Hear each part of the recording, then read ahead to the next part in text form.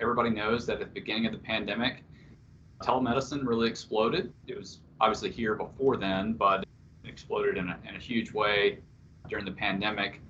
But virtual primary care is a little bit different than just your average telemedicine visit for maybe an acute problem like urgent care.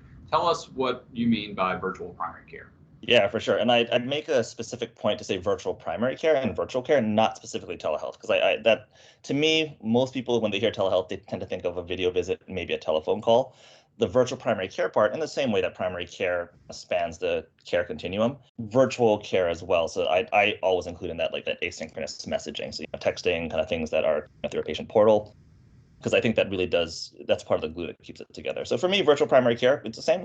I have patients I provide for their chronic care needs, as well as any urgent stuff that comes up and all the care coordination that happens. That's the main thing, is like it's a lot of the care coordination piece. And by virtualizing that one lets you look across your panel a little bit easier. And then two, and I think this is the biggest piece, is it really helps turn the primary care team not just on the primary care physician, but actually the whole primary care team. So I work with a nurse practitioner and a nurse that help manage this panel. And by virtualizing a lot of the care, they can jump in and help, and things can happen in parallel, and you don't have to stack up 8 to 25 visits in a day. Yeah, sure. And do you see all of your patients 100% virtual, or do you have any in-person visits as well? We have a virtual first, but a hybrid model.